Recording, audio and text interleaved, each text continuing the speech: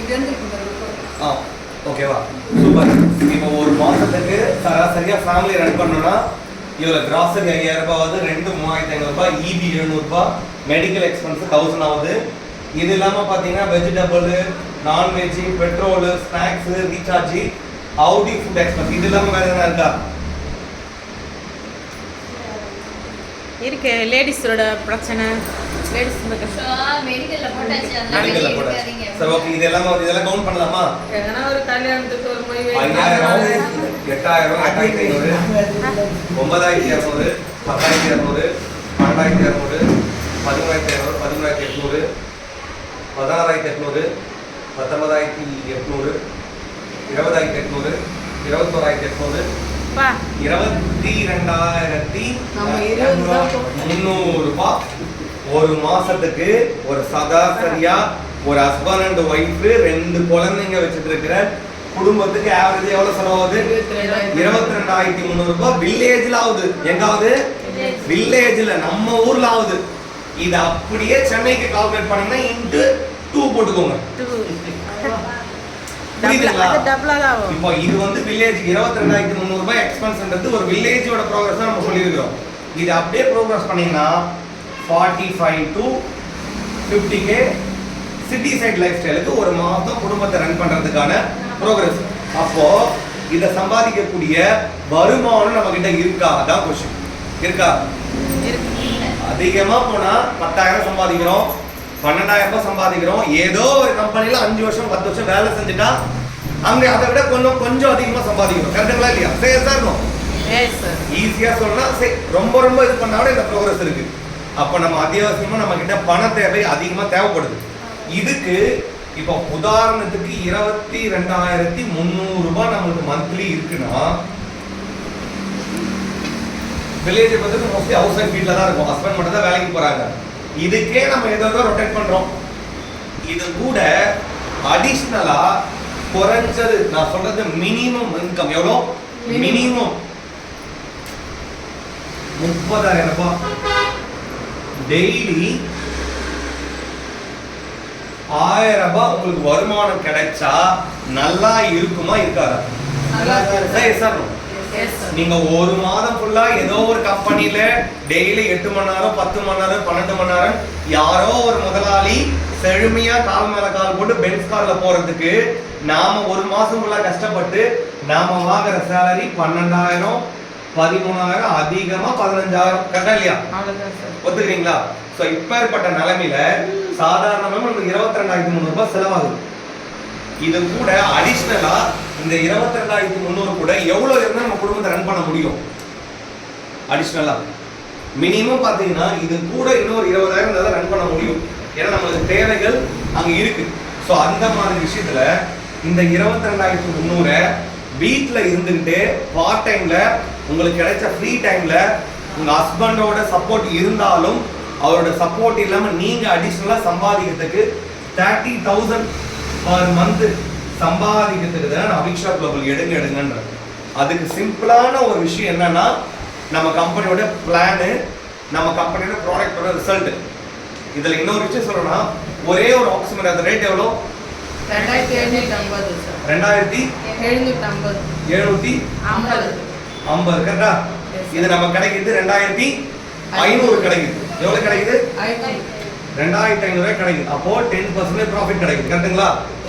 ஆனால் இதோட actual business காஸ்ட்ன்றது ID போட்டு பேக்கேஜ்ல ஒரு பேக்கேஜாவோ 2 பேக்கேஜாவோ ஒரு ஐடியாவோ 2 ஐடியோ 3 ஐடியோ 5,000 ஐடியில 15,000 ஏதாவது ஒரு பேக்கேஜ்ல பர்ச்சேஸ் பண்ணி வராங்கல்ல, அப்படி வரும்பொழுது ஒரு ஆக்சிமராயோட ஆக்சுவல் காஸ்ட் எவ்வளோ?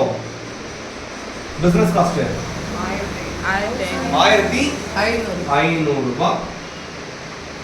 2,750 ரூபாய் பொருள் நமக்கு பிசினஸ் காஸ்ட்ல எவ்வளவு கிடைக்குது? 1,500 ரூபாய் கிடைக்குது. அப்போ இன்னைக்கு ஒரு மாசம் எத்தனை நாள்? 30 நாள். இப்பதான் நீங்க கேட்டது ஆன்சர் கொடுக்க போறேன். எத்தனை நாள்? 30 நாள் இருக்குன்னு வச்சுக்கோங்களேன். 30 நாள்ல 4 நாள் லீவு கூட விட்டுறாரு. மீதி எத்தனை நாள் இருக்கும்? 26 நாள். 26 நாள்.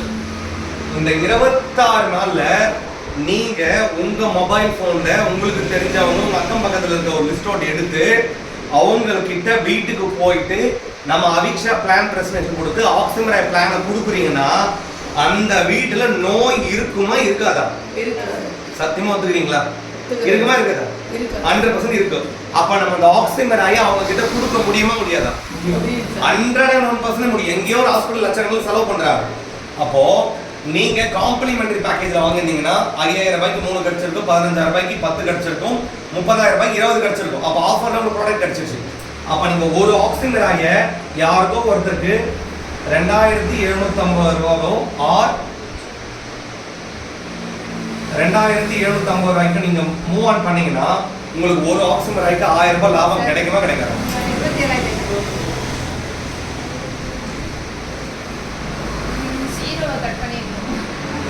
ஓகேங்களா? சோ நமக்கு 2500 ரூபாய் கிடைச்சிருக்கும், இல்லைன்னா 2750 ரூபாய் கிடைச்சிருக்கும். சோ அப்போ நீங்க உங்களோட ஆக்சுவல் காஸ்ட் எவ்வளோ? 1500. அப்ப நீங்க 2500க்கும் 2750 ரூபாய்க்கு விற்கும் பொழுது உங்களுக்கு லாபம் மட்டும் எவ்வளவு கிடைக்குது? 1000 ரூபாய். எவ்வளவு கிடைக்குது? 1000 ரூபாய். ஒரு ஆக்சிமராய்க்கு ப்ராஃபிட் எவ்வளோ? 1000 ரூபாய். 1000 rupees. சரி சார். எஸ். நீங்க ஒரு 5 பேரை லிஸ்ட் எடுத்து 5 பேரை தெளிவா பார்த்து 5 பேரோட ஆக்சிமரை பிளானை கொடுத்துட்டீங்கன்னா உங்களுக்கு 1000 ரூபாய் லாபம் கிடைக்குமா கிடைக்காதா? 101% கிடைக்கும்.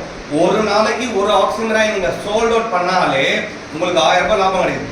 26 நாள் நீங்க வேலை செஞ்சீங்கன்னா உங்களுக்கு எவ்வளவு கிடைச்சிருக்கும் ப்ராஃபிட்? 26000 புரியுதா? ஒரு நாளைக்கு எவ்வளவு லாபம் கிடைக்குது? 1000 ரூபாய் கிடைக்குது. அப்ப ஒரு மாசத்துல உங்களுக்கு 26 நாள் தான் ஒர்க் பண்ண சொல்றேன். எத்தனை ஆயிரம் கிடைச்சிருக்கும் ப்ராடக்ட் சேல் பண்ணதுல மட்டும்? 26000 ரூபாய் கிடைச்சிருக்கும். கரெக்டா? எவ்வளவு கிடைச்சிருக்கும்? 26000 கிடைச்சிருக்கும். சரியா? இதுல போற அப்போ 26 டேஸ்க்கு 26k சம்பாதிச்சிருக்கீங்களா?